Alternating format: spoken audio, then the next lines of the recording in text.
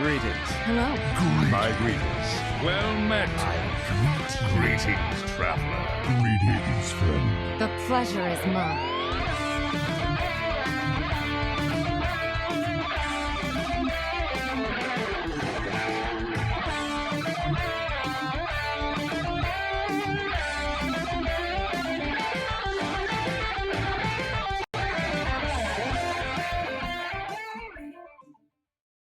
Hello and welcome to episode 211 of Coin Concede, a Hearthstone podcast dedicated to making the competitive side of the game more accessible to you. From Gadgetan, New York, it's me, Ridiculous Hat. You're in a lovely Friday night. From Karazhan, California, we have Botticus. Hello. And from the Maelstrom, Louisiana, it's the birthday boy himself. It's Appa. Well, that was yesterday, but thank you. We would have recorded yesterday, and we couldn't because it was your birthday, so we have to recognize that. Happy birthday, buddy. Thank you. You're welcome. And Coin Concede is also supported in large part by you, the listener. Listener, if you'd like to find out how you can support us and receive rewards in return, head to patreon.com/coinconcede. Huge thanks to our newest patrons. Now, Viriatus, we love him. You know him. Been a producer for a while, but rejoined us during the last show. So we want to thank him. And thanks to Dano for being our newest Patreon supporter. You can also support us by leaving an iTunes review. Life and Ladder. Appa, your blurb in here is ridiculous, so go ahead. Yeah, so I had a bit of a weird week. The first half of it was not so great. I wasn't feeling super great, but after a doctor's visit and some other stuff, felt better. And then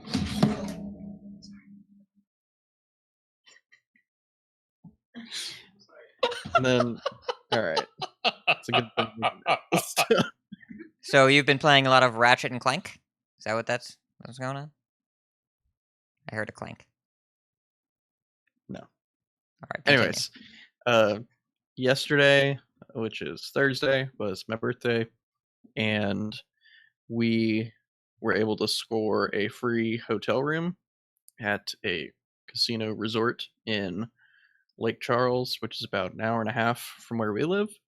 So we drove down there Wednesday afternoon or Wednesday night after Taylor got off work and checked in there, and we hung out there for Wednesday night and Thursday.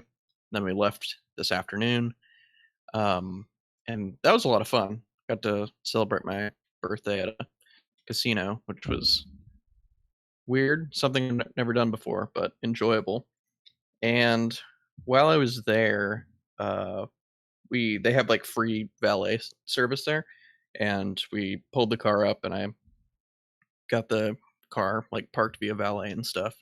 And then we went and got food, brought our stuff up to the room, and whenever we were done with that, whenever we like ate and everything, we went to go like to the casino floor to play penny slots and stuff. And I realized that I left my driver's license in my car. I had my wallet with my military ID and my disability card in there for my leg, because I have to have a card via like just a government ID card. I can have a like handicap placard in my car. So I have that, and I tried showing that to the security person who like checks all the IDs and everything. The first person, like, they had trouble with it, but they eventually let us in. So we played for a little bit, and then we left again to go do something. And then the second time we tried getting in, we went to like a different little security stand, like a different person, and I handed them the card, and then they called over their manager over the walkie-talkie, and like the manager came over, and they tried scanning it, and they were like, we can't accept this card. And I'm like, but you did already. You let me into the casino already. It's my birthday. I'm 25. It's not a big deal. And they basically turned me away and told me that I had to go get my driver's license. So I was kind of mad at that point. I'm like, okay, I'm gonna go hobble back to the car, get the valet people to bring it down, get my driver's license, and then come back to the same like little kiosk thing, security stand, and So we did that. We got my driver's license and we came back, and the same person was still there, and walked up and she's like, "Did you get it?" I'm like, "Yes." I hobbled back to my car on the other side of the casino to go get this identification card that says the same thing as the other one that you didn't accept. And then she started like scanning it and everything, and basically said I was good to go. And then she she got on her walkie-talkie and she got on it. She was like, all posts be advised, we have a 1013 here. The white male in the cat shirt with the identification card problem, that's been resolved. He's on the casino floor now." And at that point, I felt all of the cameras in the casino looking at me. Wait, what kind of shirt was this? It's a shirt with a bunch of cat faces on it. White That's it. male, cat shirt. Story checks out. It's a good description. Yeah. But so apparently I was just put on blast by security because they just didn't want to take my card. And yeah, that was ridiculous. But after I got my driver's license, the rest of the visit was fine. Nobody hassled me or anything. And then whenever we were going to our room that night, we went to the little like convenience store that they have in there, and we got like some drinks and some snacks and stuff. And while we were checking out, there was one guy working, and he's doing a transaction with us, and some random guy comes by, like holds a bag of almonds like just in the air and like shakes them at this guy, and he's like, "Hey, this doesn't have a price tag on it. Can you tell me how much these are?" And the sales associate who was helping us was like, "Yeah, I can tell you after I help these people." And then there was another sales associate that came in like from the back, and she started checking them out. And apparently he started saying stuff like, "Yeah, this other sales associate's been really disrespectful. All I did was I just asked a question." And this guy was like, "Yeah, and I answered your question. I said I'll help you after I get done with these people." And it just turned into like a whole big thing where they were just going back and forth, and I'm like, we're gonna get out of here before we get shot over some almonds. So later. And then the next night we came back, and we were the same woman who checked him out was there, and we were talking to her about it, and she was like, "Oh no, it wasn't almonds, it was pretzels." So even I feel like that's even less justifiable with some like probably like a $4 bag of pretzels. But yeah, that guy was being a jerk. So Wait, so we, it would have been more justifiable if it was the almonds. I mean, they're more expensive, so probably Are they? still not It's- justifiable. I but think the whole point of the issue is that they didn't know if they were more expensive. I think the whole point of the issue was this guy was a jerk. No, he wasn't a jerk. He was nuts. Huh? Huh? All right. All right, keep going. And so the whole time we were there, we mostly just like played penny slots and stuff because I've still never played table games at a casino because I get real anxious and I get scared, and I want to play like blackjack and poker and stuff, but it's really intimidating. So just go the other way and I play penny slots. And I took out like $100 and I got down to like $8 on on my little like receipt or like credit receipt or whatever. And I went over to like this Tarzan machine that looked pretty fun, and I got down pretty low, and like the last like spin that I hit, I got like 30 free games, and then on like the 28th free game, I apparently just hit the nuts, and I won $525 off of a spin.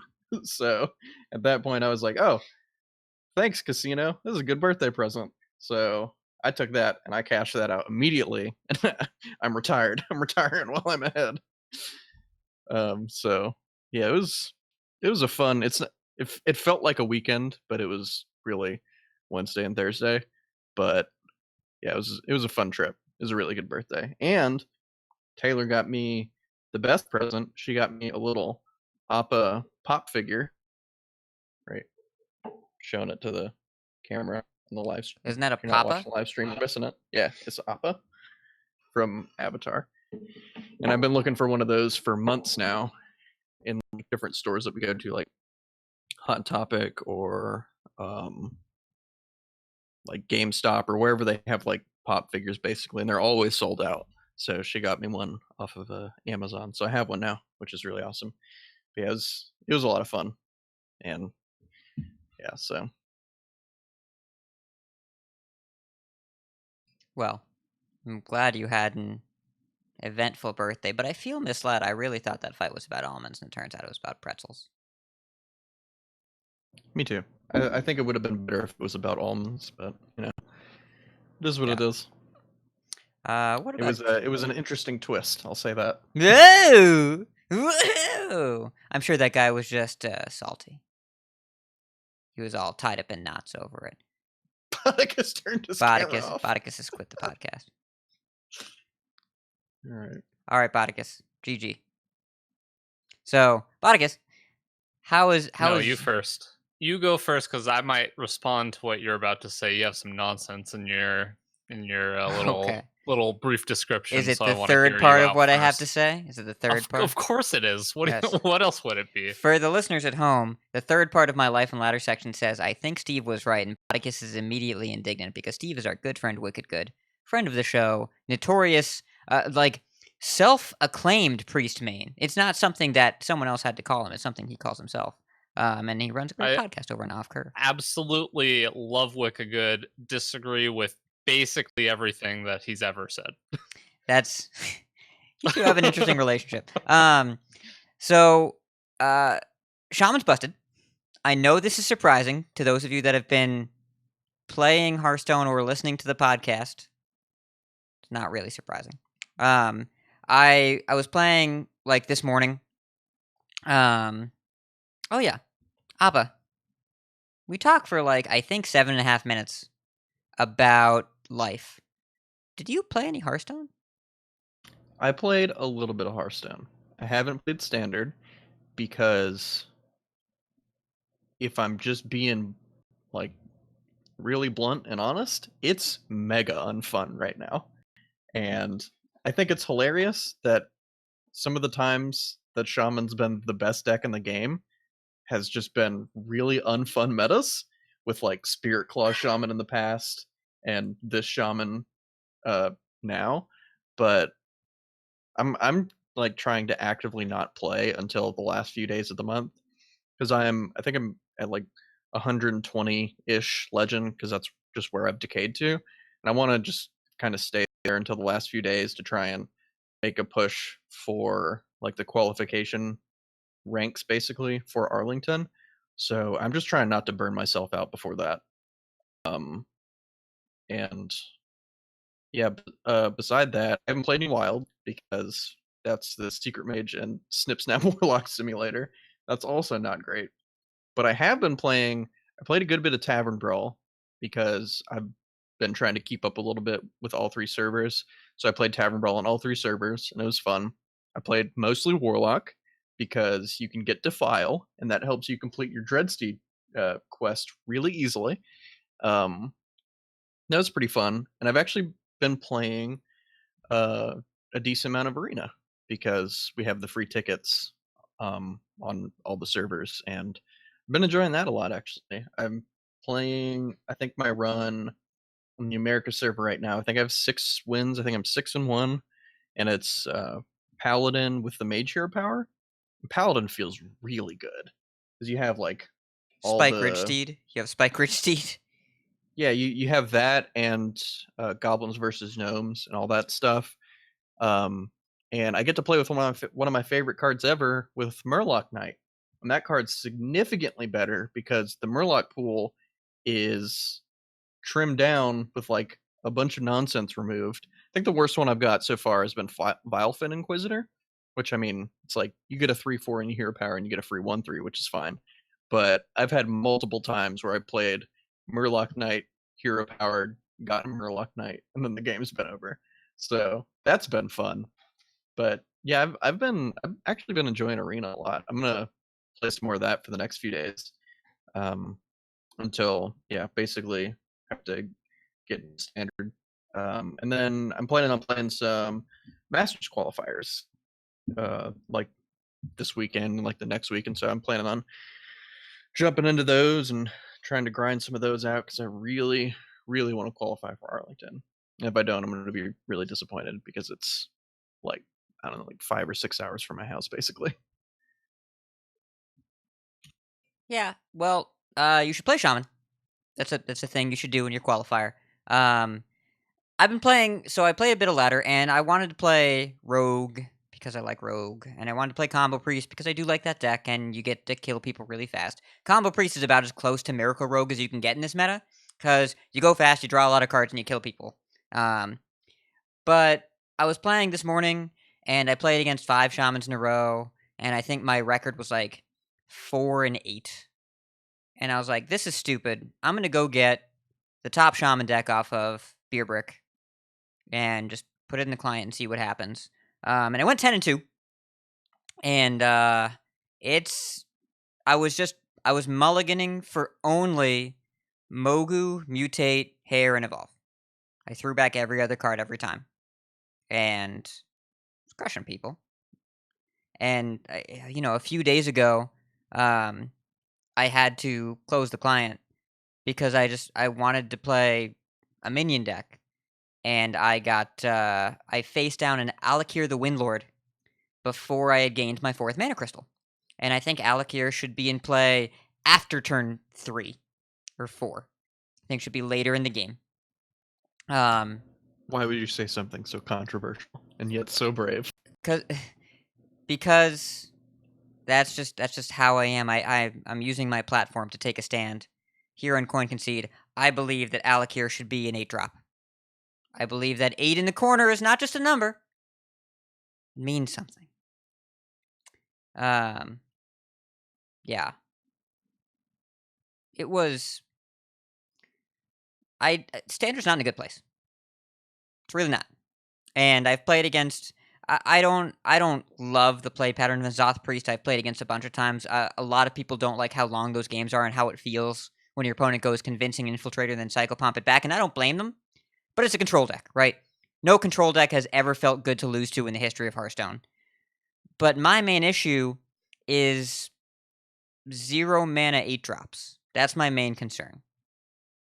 And it's broken.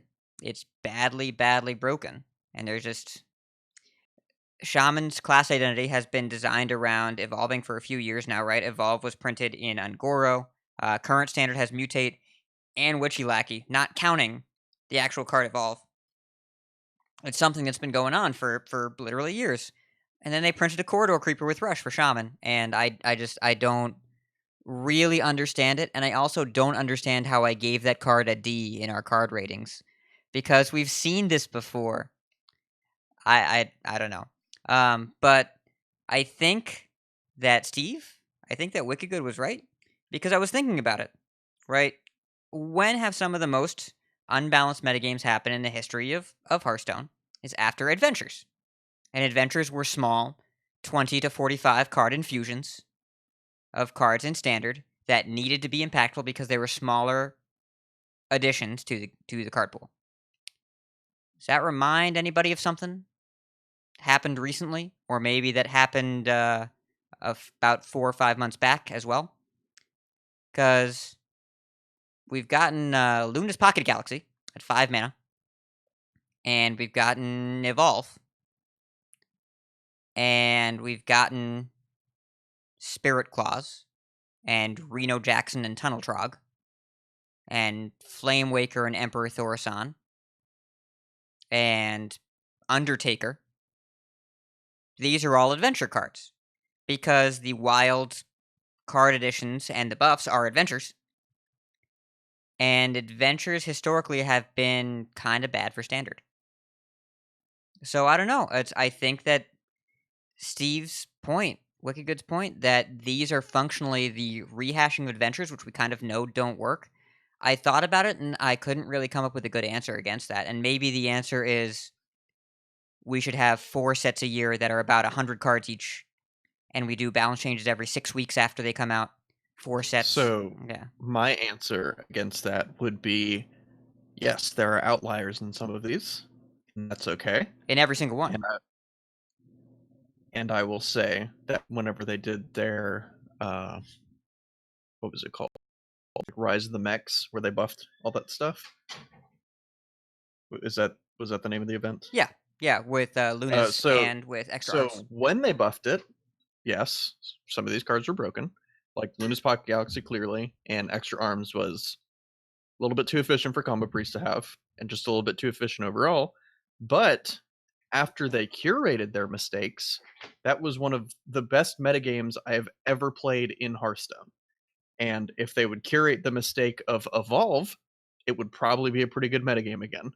But the problem here is not that they're introducing cards, it's that they're incredibly, incredibly slow on fixing their mistakes. That's the actual issue here. Because it was a fantastic meta after they fixed Pocket Galaxy and Extra Arms. Common Priest, probably a little bit too good, but it wasn't oppressive. But after they fixed it, it was amazing. And I'm sure that could probably happen here too. But they're very, very slow on that. And that's what's shooting them in the foot. Not that they're introducing new things, but that they're not taking the time or reacting quickly enough to say, oh, we messed up. This is a problem. We're fixing it. I don't know. Too slow. That's really aggressive to me. Like, it feels like it's been forever because we play the game so much. Like, we're used to just playing so many games of Hearthstone. But it's only been 2 weeks, right? We've only had the cards for 2 weeks. I haven't played in a week because Shaman got that oppressive that quickly. Yeah, but I mean, I don't know. If they fix it next week, like if they fix it by the end of the event, which the end of the event is next week, the cards are supposed to stay around longer. But if they fix it by the end of next week, yeah, it was a little too overpowered, but I wouldn't call that like way too slow, in my opinion. It's just like, how can you can't react that quickly to something, and like maybe with you can do that more, but well, even that's what I mean. If they're just introducing cards out of nowhere, like from Wild, with an event like this specifically, or the Rise of the Mechs, like if it's an entire expansion, I think it's different. But if it's a set of curated cards like this, I think they should be quicker to act on it. I just don't think the 2 weeks is like. I don't feel like 2 weeks is an unreasonable amount of time to let it sit for a little bit. If it's bad for a week, it's just not that big a deal to me. This is October 4th, right? It's 3 weeks. Okay, so 3 weeks. Then, like if it goes more than a month with it like this, then yeah, they're reacting too slow. But I don't know, just like I don't see a problem giving them a little bit more time. But not an egregious amount of time. But if they change it next week, which is when I would expect them to change it, because that's when the event ends, then I don't think that's an unreasonable amount of time to let it sit, even if it sucks for a couple weeks. Because the first couple weeks didn't feel too bad to me, but now that everybody's just doing the same thing, it feels pretty bad. I mean, I faced down a Mogu Flesh Aper Desert Hare evolve into Houndmaster Shaw Getcha on the first game I played of this patch. Like, it's on the one hand, yes, a month to fix a mistake like this in a shifting metagame is theoretically a reasonable amount of time. On the other hand, Shaman's a third of the metagame. Basically every single player brought it to Bucharest. It's on camera a lot, and Hearthstone as a game has competition, and people are pretty actively vocalizing that they're unhappy with the state of Standard. Not to mention the state of Wild, which is a different issue. But Snip Snap Warlock has been the way it's been for longer than a month. I theoretically agree, but I don't know if the court of public opinion agrees, and there might be a point where Blizzard has to move faster because other people are moving faster. Because the other thing I did over last weekend was play Legends of Runeterra, which is a League of Legends IP card game. I got into the open beta because I high rolled, and I talk about this actually. I guested on Squelch this past week, and I talk about this specifically. But basically, this card game is not going to threaten Hearthstone's casual audience, but the competitive audience and the qualifier grinders and the visible invested Twitter Hearthstone person. This is going straight for the jugular there. It's going right after those folks, and they're advertising free to play, grinder friendly, and rapid card changes. And if a game like that takes hold, I don't know if a Mogu can sit for a month with 2 ways to evolve it, 3 ways if you count Witchy-Lackey, and that can just be okay. Like, changing cards within a month, if they kick Evolve out of Standard and give Mogu 3 more mana on the mana cost or whatever in a week, sure, whatever, it's fine. But I had to switch to Shaman today to not feel like I couldn't win. And I'm playing because I wanted to rank up, because I got from rank 4 to rank 2 in the morning because I played broken Evolve cards. But I don't want that to be what I have to do, and there's a good chance that I make the decision, instead of grind quickly with the broken deck, I say do something else. And the more people make that decision, the worse it is for Hearthstone.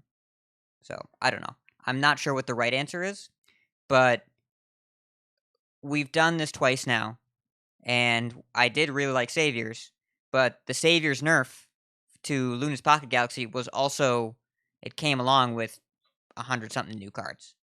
And we don't have that this time. They just added something into a good meta, and then made it worse. I don't know. Yeah, I mean, I definitely feel your guys' sentiment. I don't want to come off that I don't agree that Shaman is way too busted right now. Speaking of, after last week's episode, about 2 hours after that, I hit Legend with Quest Shaman, because Shaman's stupid and broken. And then I was like, oh. And then I tried playing other stuff, and that didn't work so good. So I kind of went back to Shaman. Probably didn't help that in 2 games with Quest Druid, I had a unactive Zephyrus and Elise in hand with 3 cards left in my library. And 2 separate games that happened. Both hosts physically recoiled in their chairs while Badak was telling that story. It's that you can't hear it, but it happened. And then in a Quest Shaman game, I was a little bit behind on the other Shaman, and I played a Lackey that gave me 2 2-drops, one of which was a Wild Pyromancer that I was thinking, oh, this is really good. And then I played a Mogu Flesh Shaper and killed one of their minions and evolved it into a Hyreek the Bat and wanted to slam my head onto my desk. Because, for those unfamiliar, Hyreek the Bat is an 8-mana 1/1 with the battle cry, fill your board with copies of this minion, and when you evolve into it, when you have a Wild Pyromancer in play, then it kills the 1/1. The 8-mana 1/1. Yeah, and that followed up very specifically with the next game, playing out a Mogu Flesh Shaper against a Shaman, and then protecting it with a Titanic Lackey on another minion in case they had a Mogu Flesh Shaper, and then they went double Flesh Shaper, kill all of your stuff kill most of your stuff into evolve into a Batterhead and kill the rest of your stuff, in which I conceded and stopped playing Hearthstone that day. And what turn was that? 4, I don't know.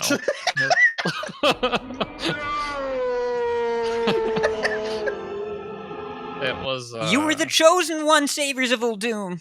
You were the chosen one. So I think moral of the story: Mogu Flesh Shaper is a broken card, and you need to play that if you want to win games of Hearthstone, or you should be playing that if you want to win games of Hearthstone. Because that card is stupid. That card, I'm not a fan. But big fan of playing it, not a big fan when my opponent has twice as many as I do. Mortals are indeed squishy, I think is the moral of the story. The mortal of the story? Oh my. Yeah. Yep. Episode title. And also, I want to point out, now is a great time to play Conquest because you can ban Shaman. And usually that means when ladder is bad, usually Conquest and LHS and all those formats with the ban are fantastic. And boy, am I glad that we are not playing Specialist right now. Because Oh, man. that would God, be imagine horrendous. Specialist. It'd be Shaman Oh and my Warrior, right? God. And the Warrior would lose to the Shaman half the time. And then you'd have some priests in there that like prey on the warrior and also lose to the shaman. But yeah, I'm actually like I'm not enjoying ladder a lot, but I am really excited to get into these Masters qualifiers because they seem like you can do some pretty sweet stuff with lineups, and I'm excited to play those because it's just gonna be all right. Shaman's banned. What other 2 decks do I have to game plan for? So that should be pretty fun. Yeah, it's interesting. Wicked actually posted a screenshot of what his meta dashboard looks like right now. Shaman has all unfavored matchups because anyone that doesn't ban it is hard targeting. So it's losing to everything where people are letting you play it, which is fascinating. And I bet it still has like an absurd like 35% win rate because it's just still so good that even when you hard target it, it still just wins games. Yeah. I mean, because you can hard target Hair Shaman. You can't Evolve. hard target an 8-drop on turn 3. Like, sometimes that's just Ragnaros and you lose. Yeah. And I feel like it's way easier to hard target the version of Shaman that people initially started playing a lot of, which is the token evolve version. It's way easier to beat that one as opposed to Quest. Because if your evolve game plan doesn't work with Quest, you just play Quest Shaman as a backup plan. Yeah, I mean, the Quest Shaman deck actually they're about even in terms of win rate, but what targets them both is very different. And a lot of players are going with really, really fast decks and trying to go under Quest Shaman, which can work sometimes because Quest takes a few turns to get set up, as long as you don't play multiple minions into a mind control tech. We'll get to that actually in the tournament section, but why don't we talk about some news first? Because we've got a few things. Gadgets and Gazette always gets the scoop. All right, so finally it feels like we get a bit of a smaller news. It's been crazy with the amount of news we've had, but this week we have a couple little news items we want to talk about. The BlizzCon floor map and preview schedule have been announced and is available, and we have a link to it in the show notes. Very interesting layout of the floor map this year. Very excited to see some listeners there and hang out with Hat, and I'm very sad that Appa's not going to be there, but hopefully you'll be there in spirit. And yeah, so should be a lot of fun. I don't know if there's a whole lot to talk about on this. I guess we want to do a couple BlizzCon predictions, maybe? Well, okay, couple things. First of all, did you look at the map? I did see the Hall E, the Blizzard Arcade. That looks really cool. Blizzard Arcade looks cool. But also, in the past, Hearthstone has kind of been, there's like a side room. The map this year, there are 3 main games in the center when you walk in. World of Warcraft, Overwatch, Hearthstone. Gives a really clear message about what the company's strategy is focused on. Really, really clear message. Hearthstone is in the middle, right when you walk in, straight in front of the doors, and the tavern is set up again. Second of all, in terms of major events, like in terms of the what's next for each game, Hearthstone's the last one of the night. I assume that means it's something good. I'm going to assume that, because they're ending with it. And third of all, not related to Hearthstone specifically, there are 4 events on the first day that just say coming soon on the main stage. They have no other information, only coming soon. That is interesting to me. I don't know what it means. I don't know if it means new games. I don't know if it means new IPs, but it just says coming soon, and I don't remember seeing that the last couple of years. I'm curious. Yeah, So what does it all mean then? I It don't means know. it's coming soon, Botticus. I am a little disappointed that the 1 year I don't go is the one year that it seems like there's going to be a lot of sweet stuff. And also, Hearthstone gets to be included at the big kids table with everybody else. Not shoved off into the side in a whole separate building. Yeah, and they brought the tavern back, because that was honestly what I was most bummed about last year. So they just didn't have the tavern, which was like the coolest part of the Hearthstone thing. Like going in there with like the Yeah. live music and everything. Yeah, like, and last year definitely felt like the in-between year, and apparently this is a thing that happens with BlizzCons. I haven't gone to that many, but what has been told to me by multiple BlizzCon goers is that it's like alternates on year, off year kind of thing, that in between WoW expansions that everyone kind of chills. I'm very curious about the vibe still of this BlizzCon, but with what the schedule and map looks like, they've got some stuff lined up. So, I don't know what's coming, but if we're making a prediction, which we are, Hearthstone's going to have more than just cards. I don't know what it is. I actually really like Blister Guy's theory that Deathwing is the star of the third set, and the cataclysm that happens when Deathwing arrives is the destruction of the classic set and the rebuilding of the classic set, which I think is a really cool theory. I don't know if that's what's going to happen. I wouldn't be surprised if that was it, because the Hearthstone team loves announcing new cards as a main feature. I'm hoping beyond hope, and I'm not holding my breath, that it's new game mode time. But I'm really not holding my breath, because I will die. That that would also make a lot of sense with Deathwing, since that's the newest hero for Here's the Storm that they just announced. Yeah, it all it fits together like a jigsaw. And so I think Blister Guy's theory has a lot of credence. I am hoping beyond hope there is some new game mode for something. I don't know if it's best of 3 in the client. I don't know if it's a new limited format, I guess. I don't know. I have no idea. I just hope they do something. Please, something. Yeah, I mean, that sounds about right. I honestly haven't been able to think about it too much, even though I was spot on last year with my prediction of a Stranglethorn Veil expansion, which we basically got in what was that expansion? Rastakon's Rumble. Rastakon's Rumble. Yes. Yeah. That expansion that was so memorable they had to nerf Druid Sacred Cows in the first week it was out. Yeah, that one. But yeah, I'm really excited about this year. I can't wait. I don't really know what else to say about it. Y'all are gonna have to take pictures and keep me updated so I can live vicariously through you. I'll get an extra large milkshake from wherever that place is. Angelo's. Angelo's, just Yeah. for you. The roller skate burger place. Yep. Oh yeah. And we'll mail you a banana.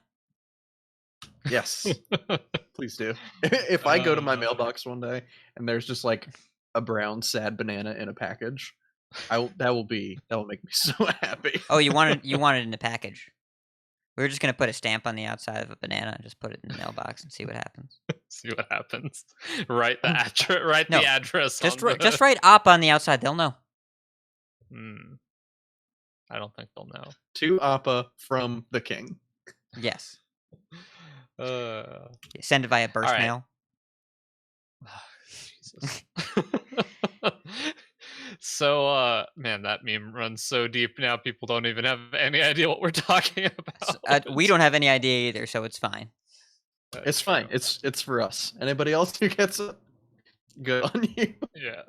All right. So, the next news item we have in here is that there's a cool new feature, like extension type kind of thing that's going on. So Omnislash came out with It's called an add-on companion. podcast. It's an add-on. Yeah, whatever. So there's a quote here that I will read that says, during the game, the Omnislash game companion will present players with a turn-by-turn, event-by-event graphical representation of the game. Leveraging Omnislash proprietary metrics, the game companion tracks the most important parts of the game for players. It will track whose minions have greater strength and momentum, whose position is strongest in the game, and how efficient will each individuals play. Anyway, yeah, this sounds like it's basically a very upgraded deck tracker. The very upgraded Hearthstone deck tracker that has a lot more information for you. So have either of you like looked at this or looked at what it looks like while you're playing? Because I used it a little bit today. It's so I'm glad that people are trying to see what functionality they can add to the base client with add-ons that's a little bit outside of what people might expect you could do. The implementation so far, it's definitely an open beta. It's definitely early on. I didn't find it as useful as it might be for someone with a little bit less experience with the game, because it tries to boil down really big concepts to numbers.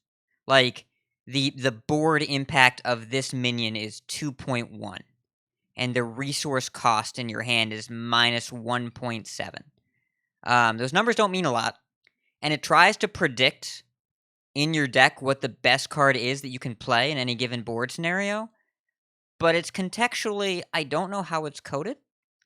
My instincts tell me it's kind of like how Hearth Arena works when you're drafting, that each card kind of has a numerical value, and then as you play, the numerical values get like added or subtracted based on what else you have in your deck. But trying to break Hearthstone game states down to a number is pretty tricky, and I'm not sure it teaches the right lessons. And the card predictor That's what I would be most worried about. The card predictor that it used, it did tell me that evolving 3 Desert Hares into Moga Flesh Shaper was good. It did tell me that. So that why? it's on the right track. That part is well calibrated, but apparently what numerical value did it give that play? 19.2. Is the maximum like 15? I don't know, but the chart was goofy looking. It went above my opponent's life total in terms of how much board presence I have. But also, like, it doesn't work with like Holy Wrath Paladin because it doesn't know how to measure resources that aren't coded into the program, like killing your opponent from 25. I think there might be a skill bracket of newer to the genre players that could get something out of this, but they also have to know when to stop using it, because there's definitely a point where its usefulness felt pretty limited. And I used it for 2 or 3 games, and I found it more distracting than helpful, and I didn't follow most of its plays. So glad people are trying to test this, but it's definitely not quite where the marketing language is at yet.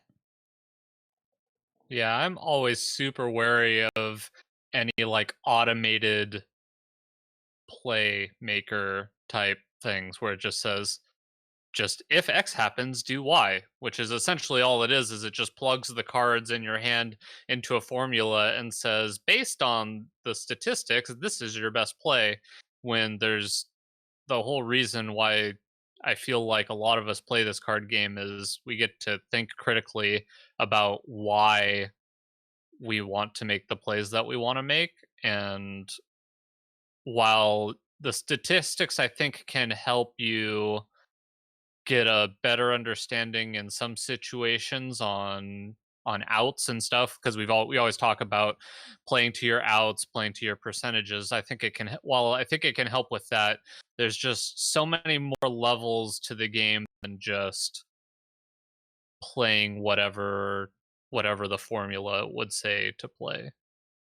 Yeah, to me it kind of sounds like machine learning, or like prediction programs or analyzers when people play chess, and it's kind of hard to like transfer that over to Hearthstone because there's so much nuance. And it's like, it would be like if your pawns could move in seven different directions and do like 30 different things over the course of a game, as opposed to just twice on the first move and then move forward 1. Instead, it's like, okay, now you can do 7 different things with this one piece. So I'd like to see where it ends up, but I can definitely understand right now it having hitting some snags for sure, because that's got to be an incredibly difficult thing to try and program. But yeah, I mean, it's definitely interesting. I think it's something worth at least trying out and seeing what, because I think there's like level 1 of using this program is just you use it and you do what it tells you to do, and that's your and that's like the end of it. And then level 2 is like you don't really want to use this because it's not going to give you the best play a lot of the time. And then the level past that is like, okay, you use this because sometimes it gives you good plays, and then you have to determine when those are not the best plays. And then the level even past that is like using it to just using it as like a number thing where it's giving you this information and you don't really pay attention to what it's telling you, but you pay attention to the information because it tells you something more about the games than just what the best play is. Yeah, as an analytics tool. You can use it as data tracking, but the biggest problem that I see is that if this program is actually good at predicting what the best play is, Blizzard's just going to ban it. So it's either going to be banned or non-functional. So don't invest too much into this one. Maybe it has a nicer deck tracker. Maybe you like It does have a nice looking deck the deck- tracker. Maybe the deck tracker is better, but I still like Hearthstone deck tracker. It's simple. All right, and the last news item, we wanted to have a brief discussion, potentially brief discussion, about whether or not it is rude to say GG after a game. If I you don't win. even know how to. If you win. So, If you, yeah. And Appa, why don't you give us some background on why we're talking about this? All right, so there was a Masters qualifier that went on. I think it was it today? Was it earlier today? Or was it whenever it was? Irrelevant. In the finals, Flame Killer won 2-1 over Fujitora. I think that's how you pronounce it. That's how I'm going to pronounce it. Whatever. And apparently he just said GG after the match, and then Fujitora went on Twitter and was like, "You may think you're being considerate, but you're not. We're sitting here grinding like 30 hours worth of qualifiers, and it's like really frustrating to lose, and saying GG after this is like bad mannered and stuff." And it sparked just a big reaction on Twitter from a lot of Hearthstone personalities, and reignited the discussion that we seem to have every single year or like every 6 months about what and what isn't BM in Hearthstone. So yeah, wanted to touch on this a little bit because some of the stuff I've been seeing is honestly kind of absurd. Like, let's talk about what GG is. It stands for good game. GG is an acronym for good game. Okay? And in literally every sport I've played, baseball, football, basketball, whatever, after a game's over, your team lines up and shakes the other player's hands, and you all say good game to each other. And if you don't, you're considered a jerk. And in other esports, League of Legends, Overwatch, think it happens in CSGO and like Rainbow Six, but I'm not actually sure. The team who wins goes over to the team who loses and shakes their hand and says good game, because that's just a considerate thing to do as a competitor. It shows that you respect the other competitor's ability to play the game, and you thought that game was good. And I really don't like it. This is. Can you take this hat while I collect myself? I need to organize my thoughts. Okay. So, first things first, digital is different than in person. We get it. Second thing, maybe the most important. If this matters that much to you, make other things in your life matter more. Like, I don't mean to be callous, but it's 2 letters in a video game. Now it's and we're all people on this podcast that have emotional reactions to emotes sometimes, right? Someone emotes. Someone says like they wow emote when they evolve a Mogu into an Alakir. You say, "Man, that's annoying." You squelch the person, and then you go about your day. And we can't determine online or anywhere what another person finds offensive. We can't say, when I say GG, you should not be offended by that. I can't say that because it's not up to me to decide what another person is offended by. What I can say is, internet communication is complicated, but I need some way to send a handshake to you the way that we would after the Little League game. I have no better method to do so than typing 2 letters after a game instead of just silently letting you walk off. If you react to that strongly, I am sorry if you were offended, but maybe that's not the root of the issue, and that's just the nature of how we have to communicate as competitors. Now, I read a couple interesting threads. Bloodyface in particular said that it's well-intentioned, but he never proactively GGs after he wins because he knows that people get upset about it. And the reality is, people don't like to lose. That is what is happening here. And I agree, losing sucks. I would rather win than lose. But for a winner to say GG that's not the thing that anybody's upset about. At least it shouldn't be. But then I read the reply from Crane. This is the one that really got me. Because when Bloodyface said that he had learned that you don't say GG after you win because people have this kind of reaction, Crane's response, which I'm pretty sure was meant as a meme, but actually I think is true, is he said, anyone that GGs you after they win, you know they're new to qualifiers, and that's why it's tilting. Think about how much of a commentary that is on the state of the Hearthstone esports system.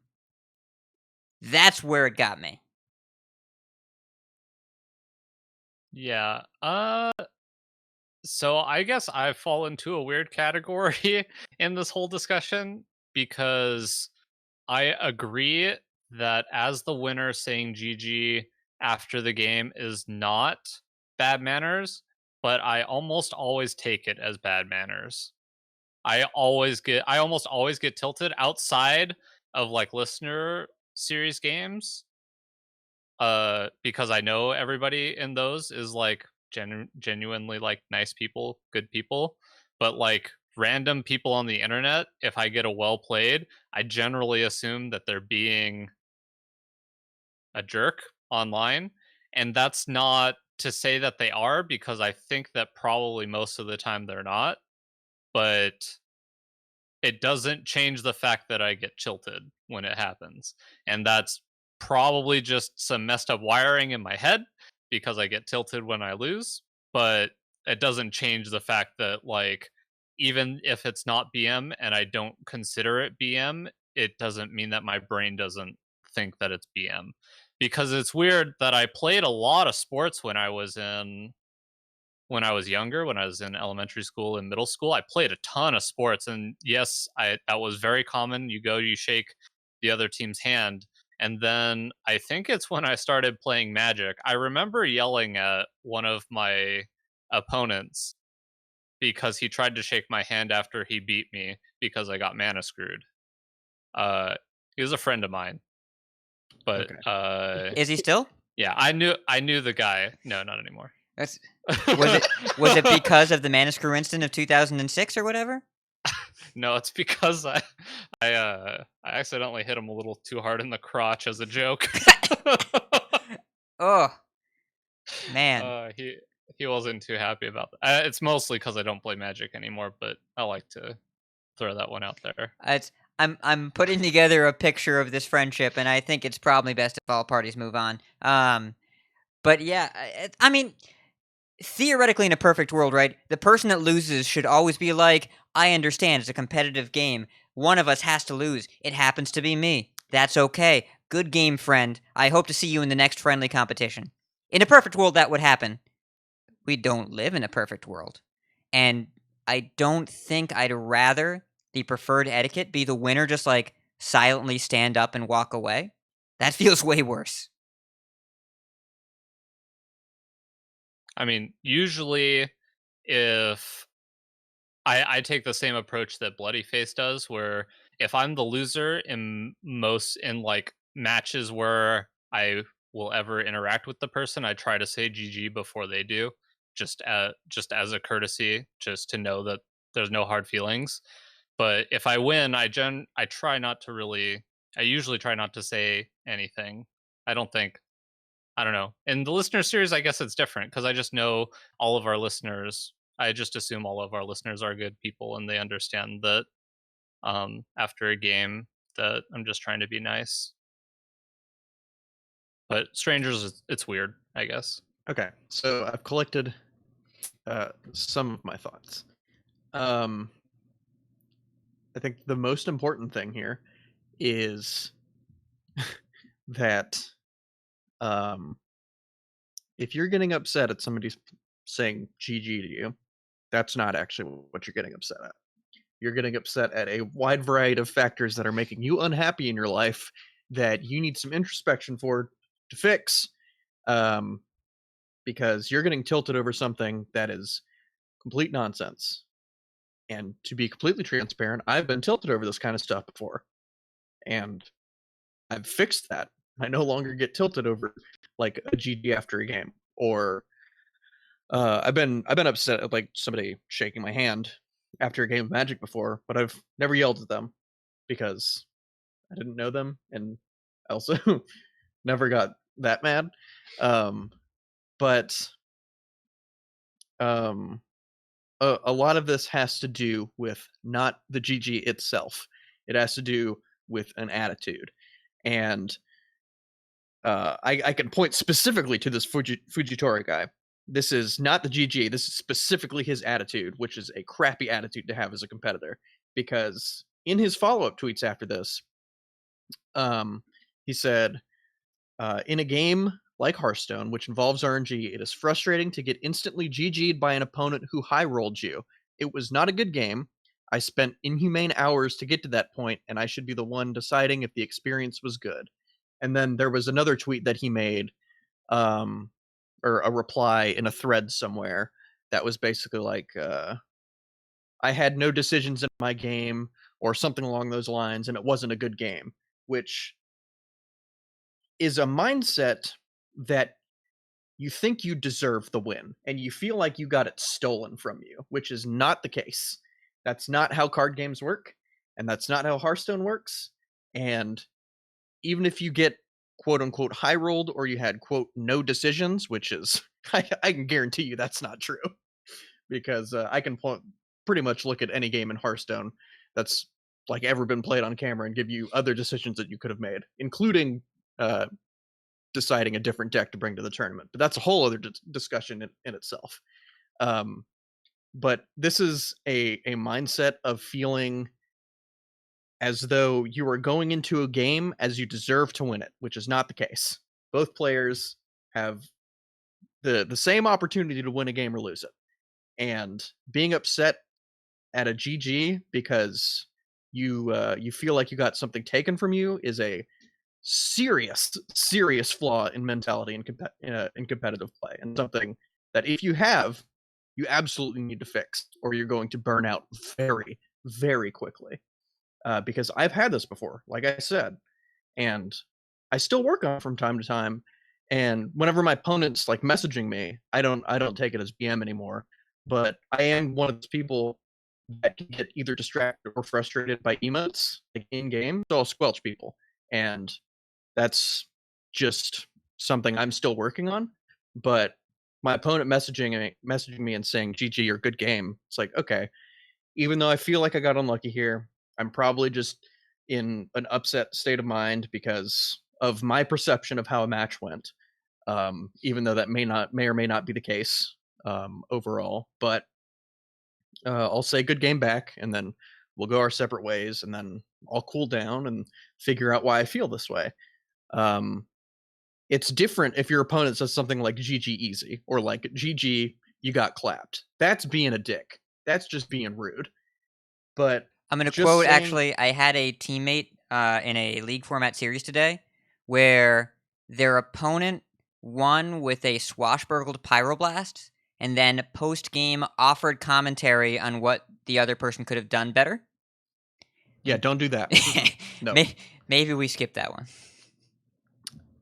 For me, personally, I find it way more rude. Exponentially more rude if I play a game with somebody and I thought it was like a good series, and before I can tell my opponent good game, like even if I'm the loser, they delete me off their friends list and never talk to me. And that's happened before with people, and I'm like, wow, I think this person's a jerk, even though that may or may not be the case. That's my perception of them, because they could not give me enough respect as a competitor to give me the time of day to even speak to me after a game. And I think that is way more rude than saying good game. And that's the alternative that's being offered here, is to shut up and delete the person off your friends list and don't talk. And I think that is absurd. If that's your mindset as a competitor, I think you need some introspection, and I think you need to figure out why you're getting upset, because it's not the good game, it's something else. Okay, wait. I have an idea. All right. Instead of saying GG, we just say twig. Or TWAG. That was a game.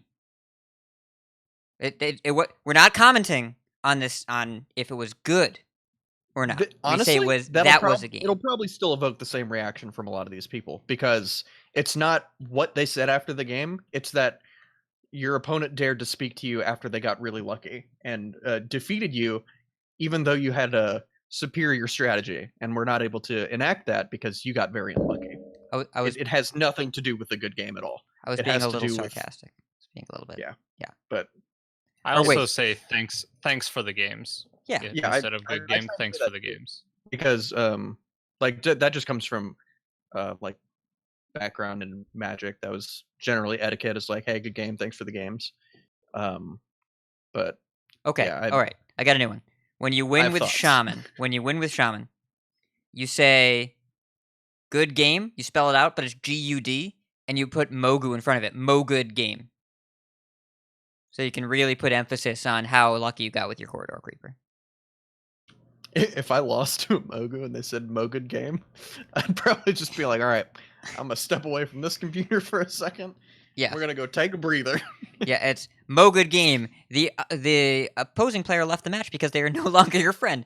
Yeah, it would be. Yeah, but this conversation is so interesting when it comes up, and I felt like we should talk about it on the show, because it seems like it has to do with etiquette, but whenever you peel back all the layers, it's not about etiquette. It's a mindset thing with the person who's getting upset, because GG is an English acronym for good game. And if you're like, how do you get upset at that? If your opponent is saying the implications underneath your opponent saying good game is you were a formidable opponent, and that was a well fought match, good game.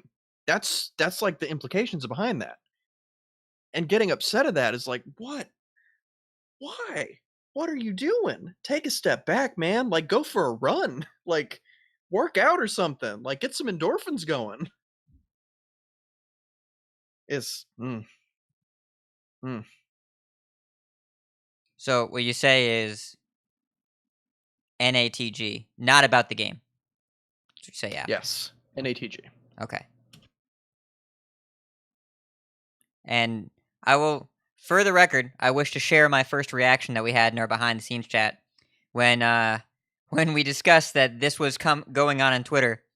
My first response was, "People don't want to work on Fridays, huh? Rather talk about GGing people on Twitter." I get you. Yeah, it did start today. That's what it was, because everybody's talking about this on Friday. And Hat was like, isn't it interesting that these coincide with Fridays? Yeah, People like, just don't I didn't want to work either. I was like, I have strong feelings about this that are way more important than my actual job, which I don't want to do right now. So, get you. Fine. Yeah, I told the projector GG. You know, no big deal. All right, so why don't we talk about some tournaments now that this game is over? It's the grand tournament.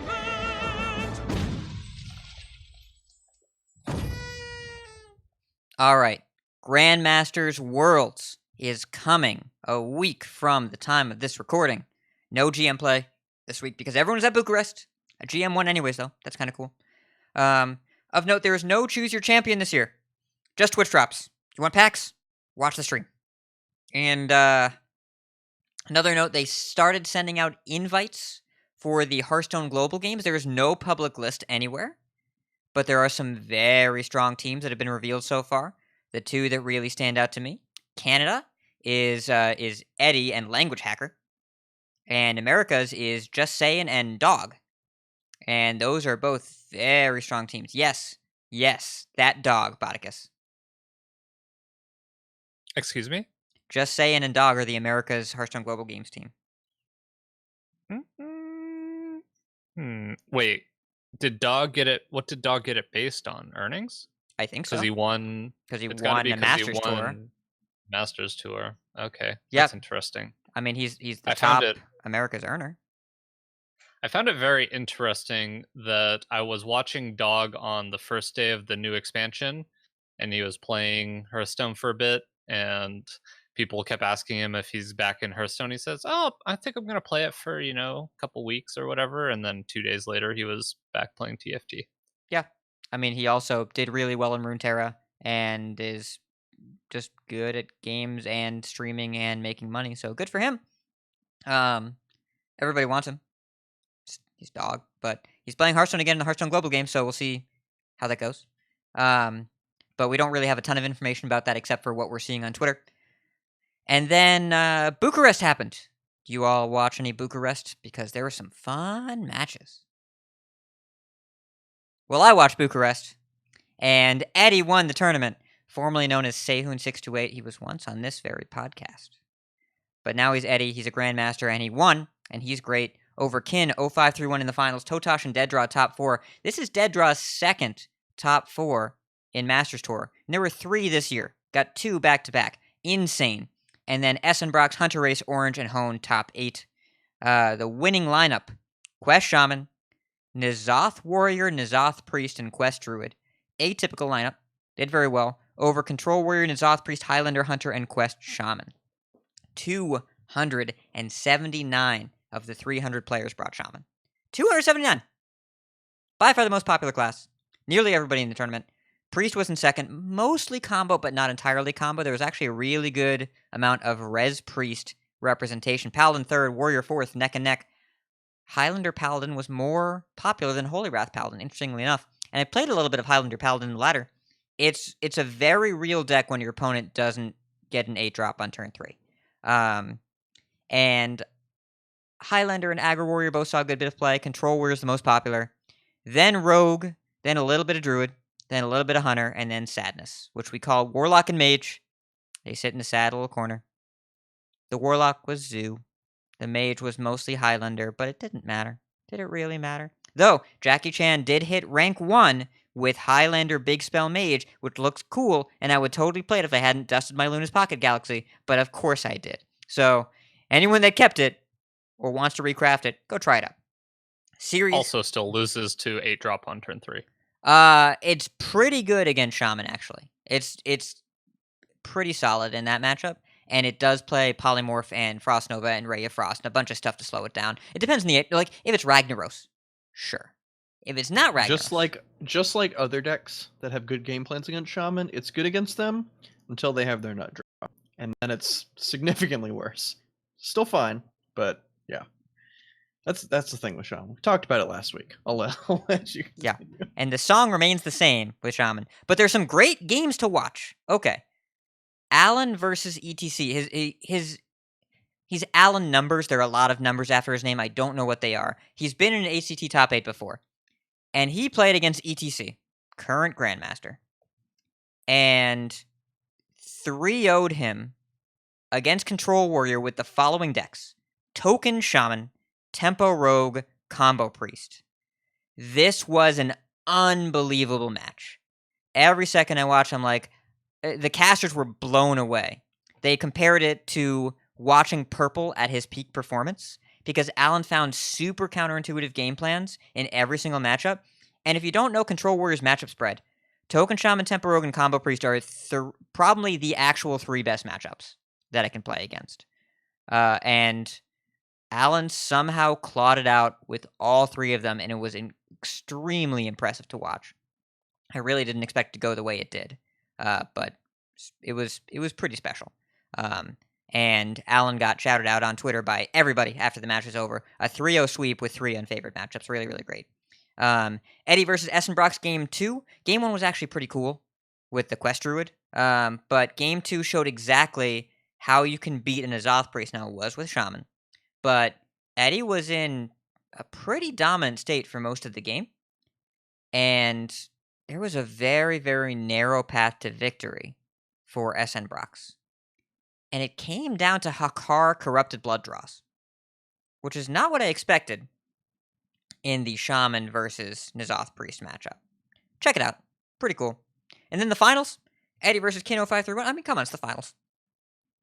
The games were mostly high stakes because they were in the finals, but the final game was intense, period. N'Zoth Priest versus N'Zoth Warrior came down to competing Elysianas, and it came down a lot to boom hero powers combined with very particular top decks. You already know that Eddie won, but you should watch that game after you watch the Allen versus ETC match. Really, really great. Good casting. Really liked the talent they had on board. They're really going with the British guys. A lot of the British guys. Falcone, Darroch, Soddle, and Raven were all casting. Were all in peak form, and I was very happy to see the casting teams that they had out there. It was fun to watch. So, it's probably easier for them to like cast that too, because with like American-based casters, you got to like fly across the ocean and then get used to like yeah, they're more jet lagged. Though remember that Darroch and Raven were based in Asia for all of Asia GM. They were actually living there, so they kind of met in the middle. Oh yeah, gotcha. But yeah, still closer than California for any of them. So yeah, it was fun to watch, and yeah, I'm not sure who the casting talent's going to be for GM with the amount of upheaval they've had lately. But we'll see who makes it there, and I'm looking forward to the BlizzCon Worlds casting. And then Tespa still ongoing. Arlington Qualifiers, we have some data. The most popular lineup. Well, okay, the most popular lineup is 2 base decks and 1 of the Shaman decks. It's Combo Priest, Tempo Rogue, and a Shaman, either Quest or Token. If you combine those, the most popular. The most popular build that isn't that is Tempo Rogue, Aggro Warrior, Token Shaman specifically. The winningest lineups are the Combo Priest, Tempo Rogue, Quest Shaman with 2 wins, and Tempo Rogue, Token Shaman, Aggro Warrior with 2 wins. And Tempo Rogue, Token Shaman, Highlander, Hunter also got there. Rogue is doing very well in the qualifiers. There may be some lineups that are underappreciated. Wyrer, who many of you may know if you've been following the competitive scene for a while, he's a Control Shaman Mastermind. He won with Res Priest, Control Shaman, Control Warrior, which that lineup is linked in the show notes. Control Shaman, actually a good deck because the class is just an embarrassment of riches right now. But the highest outlier with more than 5 entries is Holy Wrath Paladin, Tempo Rogue, Control Warrior, which is a fascinating lineup. That seems like maybe it's more built to beat Priest, I guess? I'm not really sure. Whereas an overrated popular lineup, Highlander, Hunter, Combo Priest, and Quest Shaman, popular, won 39% of its matches. So maybe don't run that one. And as far as the ladder goes, well, the Vicious Syndicate report came out. You know what deck is good? You know what's good? Shaman. To quote Vicious Syndicate, the overbearing presence of the Shaman class keeps rising. We've now reached Hunter from Rastakon's Rumble following the Wild Growth and Nourish balance changes levels. Shaman is 35.7% of the ladder above rank 5. Priest and Rogue are fighting for second place. Warlock, 1.9% of the ladder. 1 out of every 50 players is playing it. Warrior, Mage, Hunter, and Druid are all under 10% of the meta. Highlander Paladin's clawing for relevance. And no deck has solved the problem of both beating Shaman and beating other things. Blizzard, help us. You're our only hope. BlizzCon Worlds in a week. The open dashboard still running in our Discord. Lots of cool cool tournaments to sign up for. Check it out, discord.coinconcede.com. And it's time for our favorite game show in Decksplanations.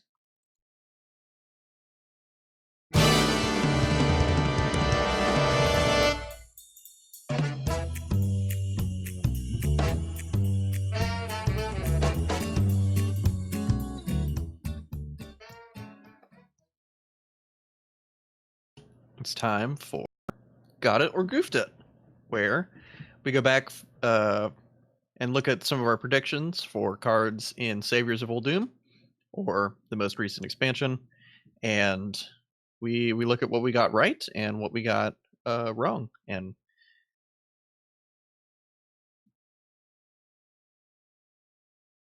so, did you want to start with some of yours, Hat, since you're first on the list? Right, I don't have to be first. But so, okay, got it or goofed it. Have we told the listeners what this game is? Yes, that's what I just did. You did just do that, and I wasn't paying attention because I was typing. So, and there are a few cards that I think we all kind of... Bodicus. What did you do? What?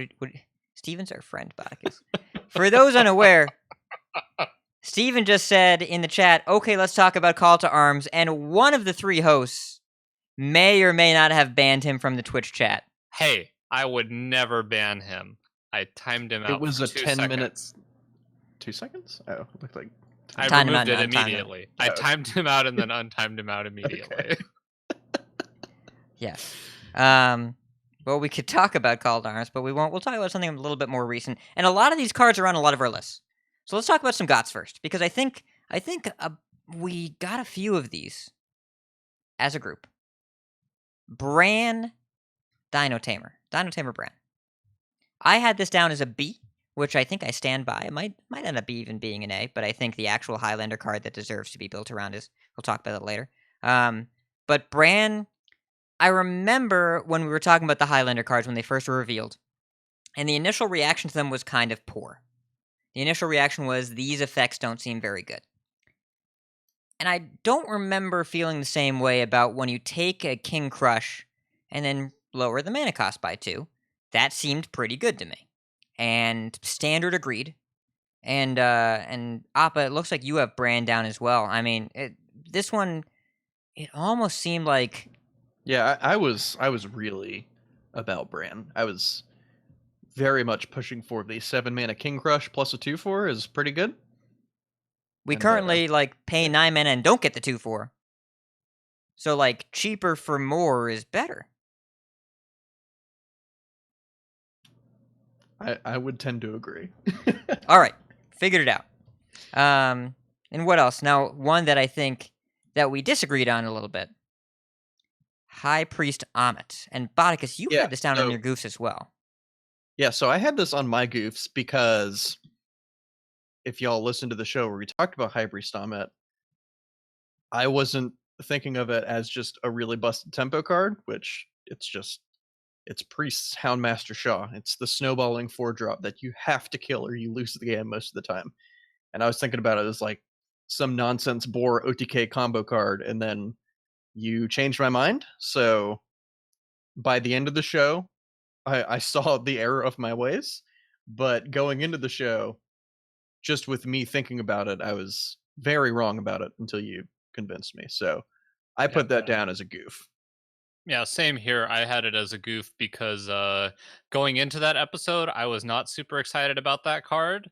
And then after about 2 minutes of Hat talking about the cases that you could play that card, and I realized that I was really dumb because that card is stupidly busted and will go in basically every priest deck that you can make it work in, especially Divine Spirit Inner Fire Priest. And even then, even without those, it's still just stupid. It's so good if they don't deal with it right away.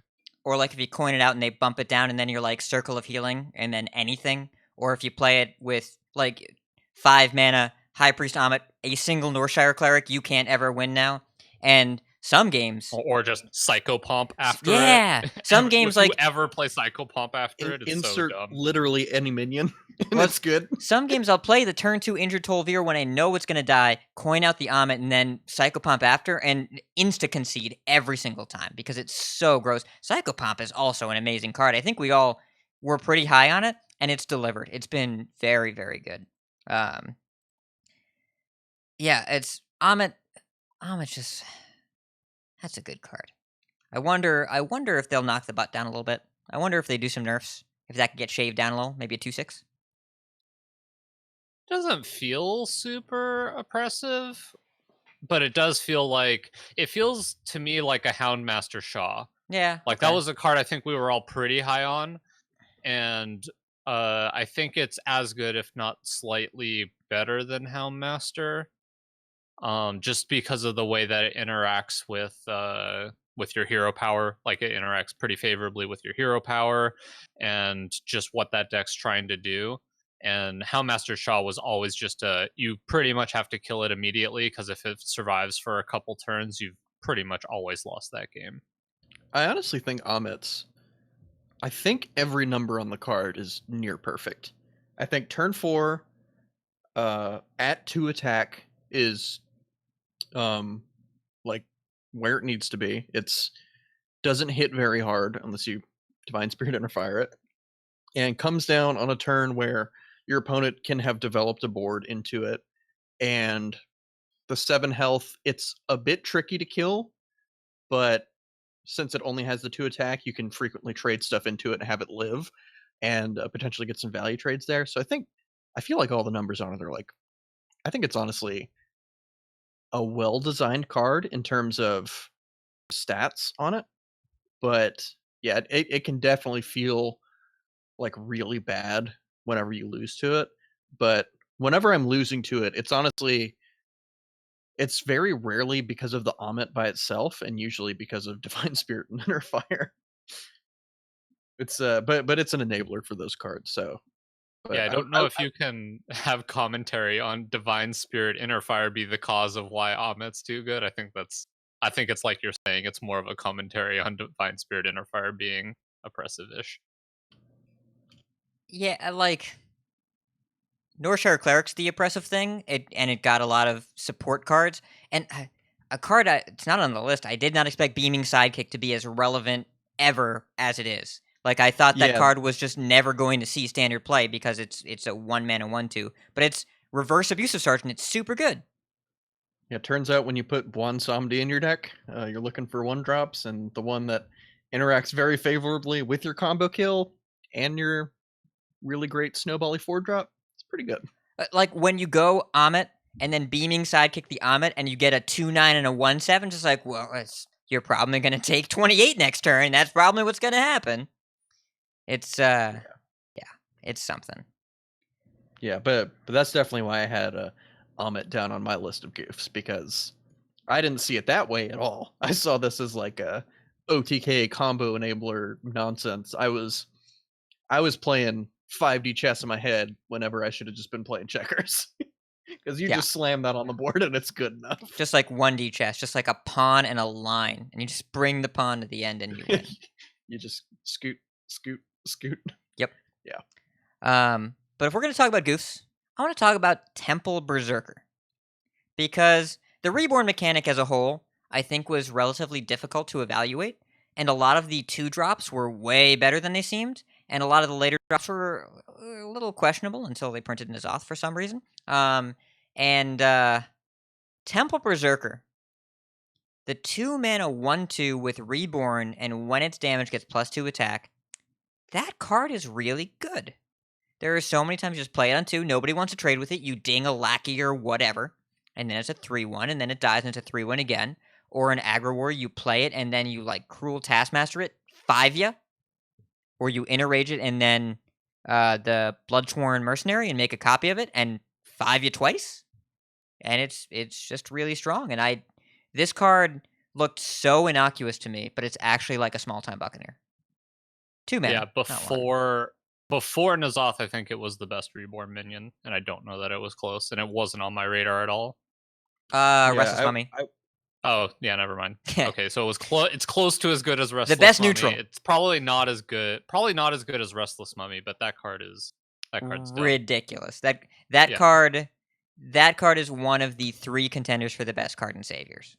Yeah, that needs to be on my gods, because I remember streaming whenever that card was announced, and people were like, "What do you think about this card?" And I was talking about it. I'm like, "This is probably better than Militia Commander." And then I talked about it some more with some other people. I'm like, Militia Commander is really good. It does 5. I'm like, this does 6 to 2 things or 1, and if it kills a thing, it leaves behind a 3/1. This card seems insane, and I was really high on Restless Mummy, and still very high on it because that card's real sweet. But going back to Goofs, speaking of Reborn, I had this card. I think I had it listed as like a C or a C minus or something. I thought it would see play, and I actually had to go and look up what this card was because I forgot what it did, and that's Mortuary Machine, and that's the 5-mana 8/8. I think it's a mech. I don't actually remember. When it's a minion, it gives it Reborn, and that's a significant enough drawback to make a 5-mana 8/8 not playable. And I think, is this the first one that's like actually been bad enough to not see play? Okay. After Ziliax leaves the standard format, this card may be playable.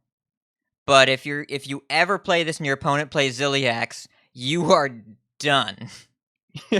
It's over. Because Well, what Ziliax if with they Reborn. What if they play a 0-mana 3/4 with Reborn that they evolve Okay. after they trade into your Mortuary Machine? Let's assume that the Corridor Creeper is going to get nerfed. We can assume that. So far, we have a sample size of 1 with a 100% nerf ratio. Let's assume that card's going to get touched a little bit. But yes, that would be what they call in the business, that would be a bummer. That's what we call it. It's a technical term. But I think the Ziliax problem is significant enough that you're probably never playing this card that gives your opponent Ziliax redemption when they play it. Because a lot of the decent taunts in the format kind of already have Reborn, but Ziliax doesn't, and it's a problem. Like, even given not taunt minions, Reborn is still fine. Yeah, Sea have you Giant. ever- Not for you. Have you ever gotten a Ziliax off of a Psycho Pump? Oh no. It's I don't disgusting. feel so good, Mr. Stark. It's real good. I'll tell Yeah. you that much. This Reborn mechanic, and I think we can really talk about the Reborn mechanic as a whole, that it was generally misevaluated, and Reborn Paladin Quest. And everyone messed up Paladin when they were talking about this set. We called it a mess What? on the show multiple times. What? I have that on a got. Okay. I feel like I got specifically the Paladin Quest generous making mummies because I said that this effect is very powerful, and if the Reborn minions are good enough, you will play this card. And it did see a little bit of play. It doesn't see a play anymore because I don't think the Reborn minions are quite good enough, and also Shaman. But I think that if we get any more Reborn minions in the next set, I still think it has potential. I think we saw that it has potential at the start of the expansion, and so I'm kind of interested to see what happens after the next one, because I do think that it was very powerful when you were able to get it to go off. Yeah, I mean, whenever you copy like a Ziliax mechanical whelp or whatever, you're just like, how can I ever lose this game? And the answer was generally you couldn't unless they had Plague of Death specifically, or Zephyrus Mass Dispel, or they were playing an aggro deck and killed you on turn 5. Yeah. Speaking of one of those cards that you just brought up, Hat. Are we going to talk about the probable actual best card in the set outside of Flesh Shaper? Yes. Okay. That Because is. I think the 3 best cards in the set. Flesh Shaper, I think, is number 1 now. I think we can say that. Yeah. I think Restless Mummy is number 3. But after they nerf Flesh Shaper, the card you're about to say is going to be the best card in the set. Yeah, and that is Zephyrus. And I have this. I think this is probably my number 1 got, because I think I hit it pretty much directly head on when I said this card is very powerful. And I had a bit of a hot take, which is probably a fairly lukewarm take now, because I think it's just correct, where I think it's ended up just being better than Kazaka's was in standard, at least so far, because it's enabled a lot of stuff and it's so flexible. It just does so much. It's just the glue for like every deck. It's like the best card you can play on pretty much every turn. And it's just been really powerful. It was very hard to evaluate though, to be fair, because it's just something we haven't ever had before. but just the sheer flexibility of it and the cheap cost of 2 mana as like what you have to pay up front to get what you need is it's best card in the set, I think, beside Flesh Shaper. Yeah, I have this one under a GOT as well, just because I was super high on it.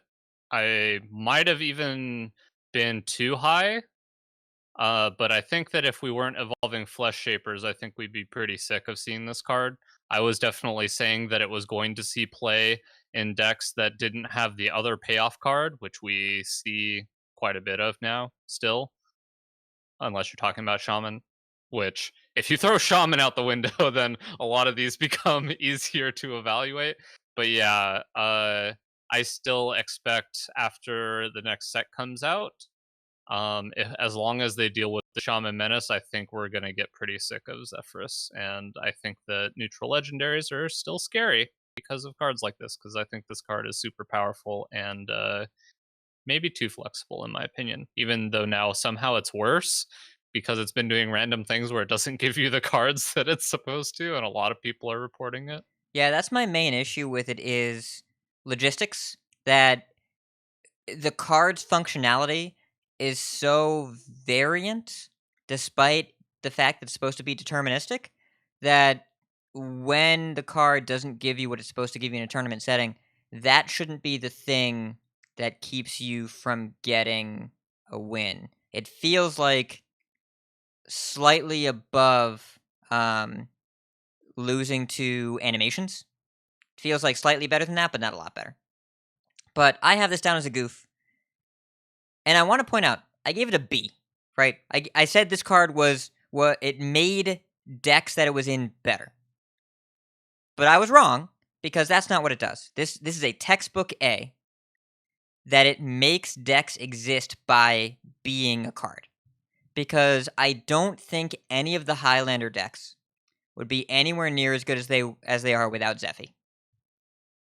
Highlander Hunter, Bran, he deserves the B because he makes a deck better, but Zephyrus is the reason to play Highlander. And you play Highlander Warrior with no other payoff card because Zeph is that good. And you play Highlander... We played Highlander everything. There were Highlander Zoos because Zephyrus would get you a Bloodlust or a Savage Roar and you'd kill people. It's You have Zephyrus and Druid, because which is not a because Highlander you deck draw through- because you draw your Yeah. deck. You have it in Yep. Control Shaman. Like You have it in Mechathune Warlock. it's the card is so incredibly powerful and flexible when you play it, and it's good on turn 2, and you just play a Wild Growth or an Animal Companion, and then also it's great on turn 10 when you kill your opponent, and also it's great on turn 6 when you Mass Dispel them or Shadow Flame or whatever, or turn 9 and you Gore Howl, or you get an SI7 or a Wind Fury Or Flame Strike or Blizzard. or whatever. It does everything. Or Tyrion to go with your N'Zoth, or just Tyrion because It 15 really damage. likes Tyrion. It's you play him on Tyrion turn is 7. also real good. Can I interest you in this Tyrion in this trying time? But Zephyrus is a very, very, very good card, and I said at the time, Highlander cards are better than you think, and Zephyrus is worse than you think. And I was right about one of those, and it wasn't this one. Because this is the best card in the set that doesn't need a nerf. Yeah, and we were saying that Zephyrus is good in Quest Druid because you draw through your deck very quickly. You know what else is good in Quest Druid? And also some other places. Is a card that I didn't see a lot of people talking about whenever we were going through like set reviews and everything. And I didn't see a lot of buzz around. And to be fair, I only gave it a C because I thought it would go in some decks and be a nice finisher in them, is King Phaoris. And it's done just that. It's a decent finisher in Quest Druid in some builds. It was in Big Spell Mage and some of the greedier versions of Pocket Galaxy Mage as well. And I mean, I played it in Control Shaman also, and it's been around, but it's not been a meme legendary, and I think it's been definitely good enough to justify that C rating. And I was honestly kind of surprised I didn't see more people talking about it because it's just like a really big, juiced up, spiteful summoner that like is also kind of an Azoth at the same time. So I don't like that comparison because it's accurate. It's like it's not quite as terrible as like turn 5 on the coin getcha, but Feoris is a decent card. I mean, I think I had him down as a junk legendary. I think I had him down as 400 dust.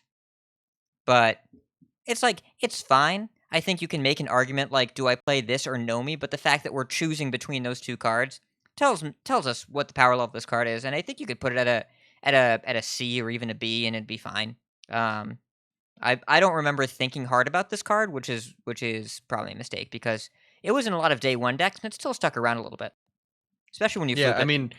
I mean, the only reason I saw it and something clicked with me was because I played a decent amount of Spiteful Summoner in pre-Stand Druid. I'm like, this is that, 4 more mana, well, 3 more now, and also multiple of them. So there's some room here, but I think I got that one pretty on the nose. Yeah, and speaking of flooping a King Feoris, the deck that you do that in is Untapped Potential. Now, when we came out with our ratings and I gave an Untapped Potential an A, I got to cheat a little bit because I saw people playing it, but I already thought this card was super good, and it's maintained being very good and one of the main players in Standard, even now that we have we have the Shaman decks now, it's still not a completely unreasonable thought to play, and you still should play Shaman, but this is also just like a very good deck, a very good card, and the card that goes along with it, at least the Enlightened, very strong player in that deck, even if you have a bunch of duplicates in your deck, because you could do the Malagos thing, which is not as good as just duplicating a hand of very powerful cards, and I don't know that I saw that necessarily happening, but now that I've seen it happen, I think Elise has been super solid as well, and a card I was pretty high on, if I remember correctly. Yeah, and Quest Druid, I don't think it's felt like the best deck at any point because there's been some other like really strong stuff going on around it, but I feel like it's been a pillar for a while since Saviors came out. It's been very, very good. It's been pretty much always a solid choice. Like, I don't really think I've ever faulted someone for playing Quest Druid, just because it's like that. I don't know. It's like a solid B all the time. But do you all know what card is an F? There are 2 correct answers, one of which is on, I think, all of our lists. We all got this one straight on. Generous Mummy. Now, I'm not saying this was a difficult prediction to make. In fact, I think it was a very easy prediction to make. But we got him. We got Generous Mummy. For those that are unaware, Generous Mummy is a 3-mana 5/4 with Reborn that says your opponent's cards cost 1 less. And there's a recent card they added back in from Wild into Standard called Emperor Thaurissan. And what it does, at the end of your turn, it reduces the mana cost of all your hands by 1. And people are talking about how incredibly broken that card was when they played it. So don't do it for them. Don't Thaurissan your opponent. There's a clip of Wicked Good, known priest aficionado, on a recent Hearthstone Daily Moments video where his opponent plays Generous Mummy, and Steve hits his 8th mana and plays Zarek's Cloning Gallery, which is a 9-mana spell, and then his opponent on the next turn clicks the Concede button. Friends, don't let friends play Generous Mummy. I don't even know if it made it to his opponent's turn. It did. I think his opponent saw the Zarek's and was just like... There was no Silly X, there was a turn pass, but yes, it was a very fast concede. The last game I played in Standard against Rogue was my poor opponent. They tried to out-tempo me. They played a Pharaoh Cat on turn 1, and then they ended up playing their Generous Mummy, and to their dismay, my turn was Desert Hare Mogu Mogu Evolve. And they lost very quickly. You sicken me. Personally and professionally. Yeah, it was actually the best punish ever, and it was fantastic. It was great. Yeah. Don't play Generous I love Mummy. this story. I love this story mainly because it involves Pharaoh Cat and being bad. Except that card's good. It's kind of like Farrakhat's kind of provably good at this point. Is it? You don't have it on your list of gods, Spartacus. Why is that? I also don't have it on my list of goofs. Yeah, you omitted the card. Didn't want to talk about it, just huh? like people should do in their rogue lists. 'Cause that card is good.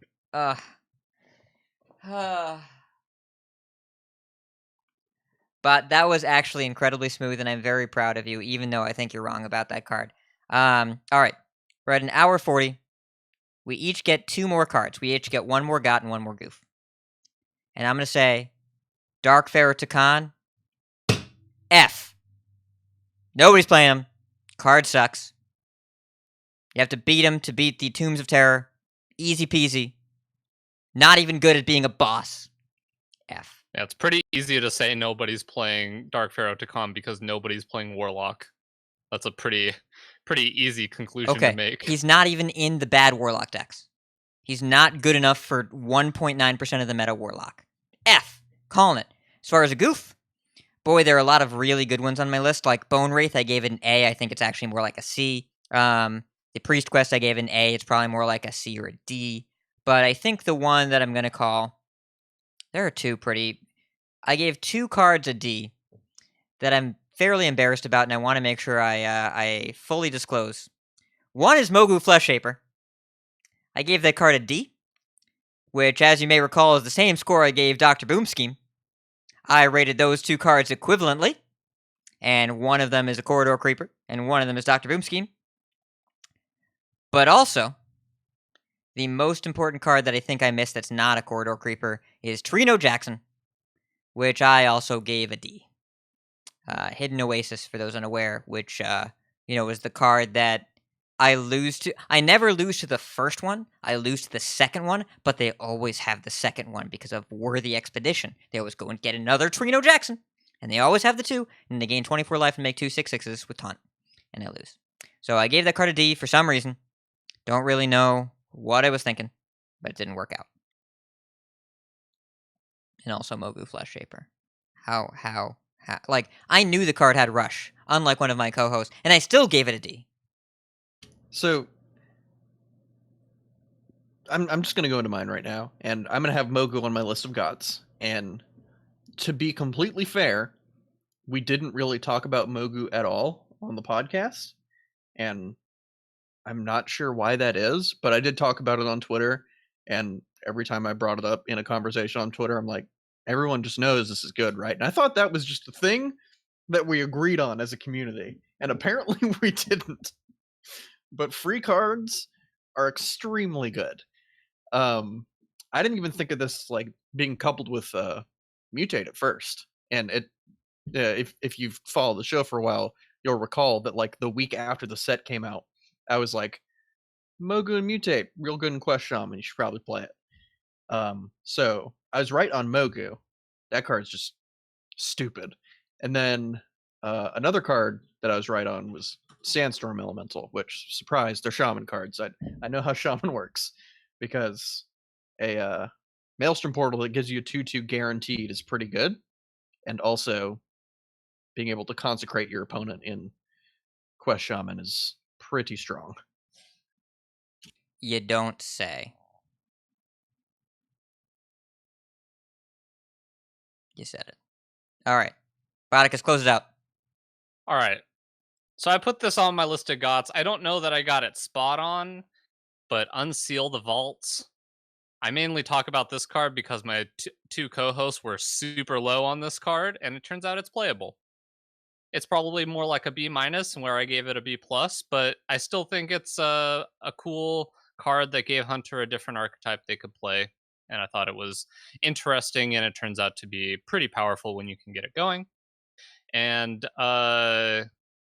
definitely goofed on Flesh Shaper, mainly because I thought it didn't have Rush. I still thought it was playable without Rush, even though we didn't talk about it on the podcast. But I was like, oh, this is an interesting card. It's probably good because it's cost reduction, but then it has Rush, and that card is insane. So, anyway, the other card I wanted to say that I goofed on was Dwarven Archaeologist, which I only want to talk about this card because it is not good. I gave it a C. It's not even close to that, but it is good if you are doing the solo adventure and you're playing Bran and your hero power is discover a card at the start of your turn instead of drawing it, and you have this in play. It's That's real awesome. busted. Oh man, I It didn't think of was- that at all. I actually just destroyed that run. I just had I think I picked one of the pre-made decks that just had it, so I played it, and then I drew my card and it got reduced, and it was like, oh, okay, this is busted. And then I proceeded to one-shot that run, and yeah, it was a lot of fun. So, Dwarven Archaeologist, real good in Bran single player, not good anywhere else except maybe Arena, but I don't play Arena. I feel like it's almost good enough, but this format is Yeah, this powerful. format is crazy nutballs. So, Yes. It is Crazy Nutballs, renaming episode title.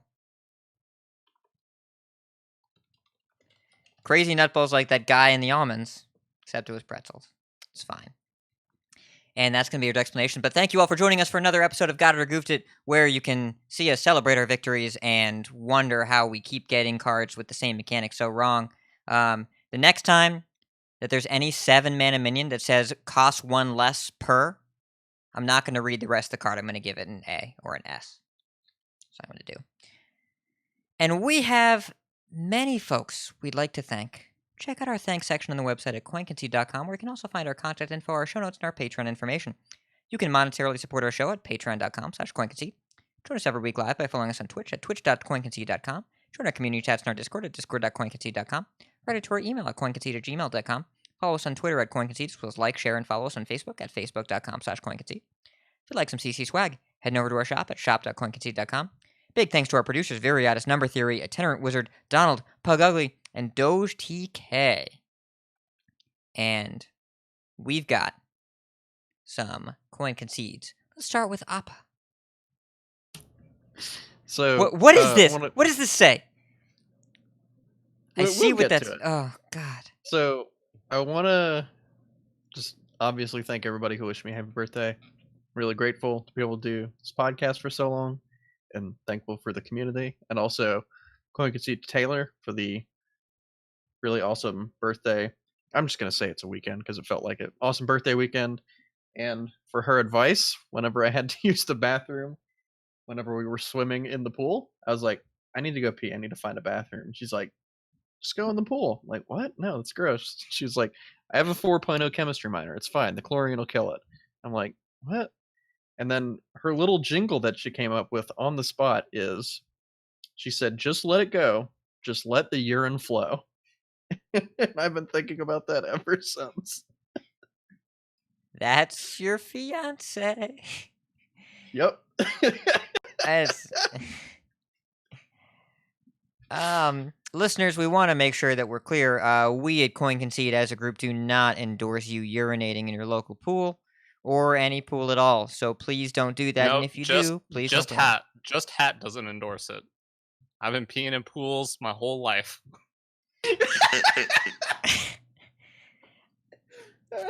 Bodicus, why don't you do the Coin Concedes while I restructure our hosting for the rest of the show? Okay.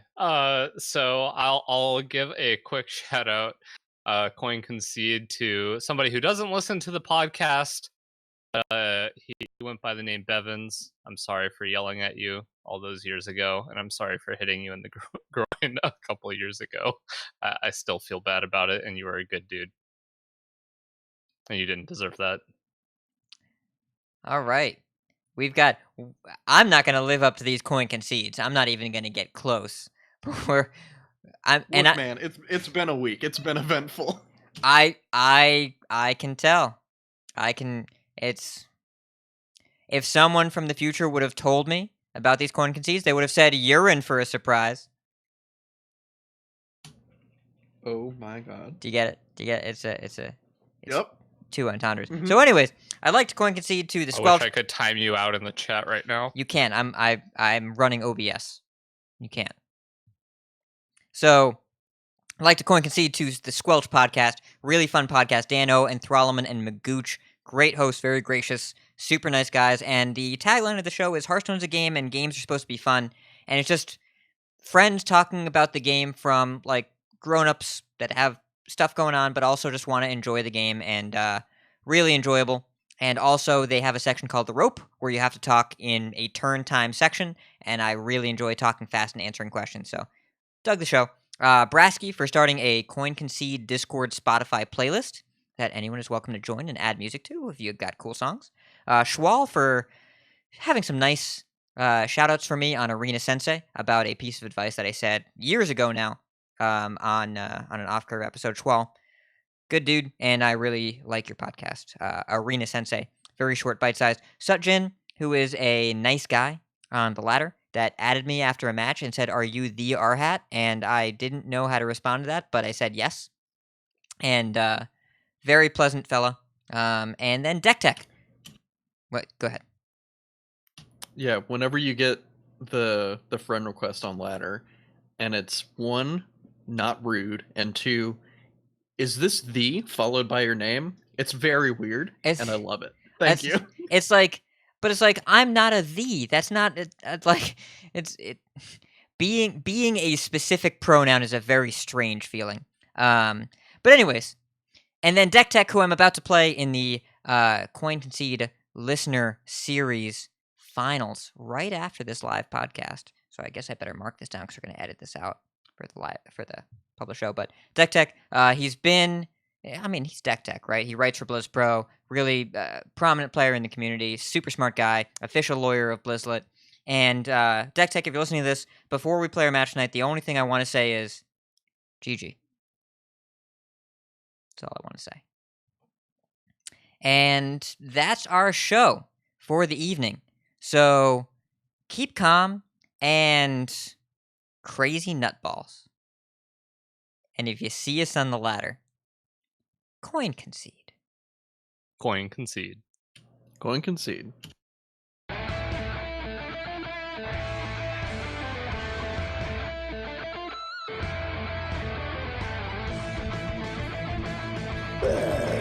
I go home now.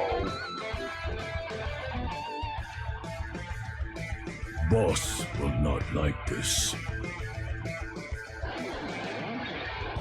You really sunk me ship. You fiends have bested me.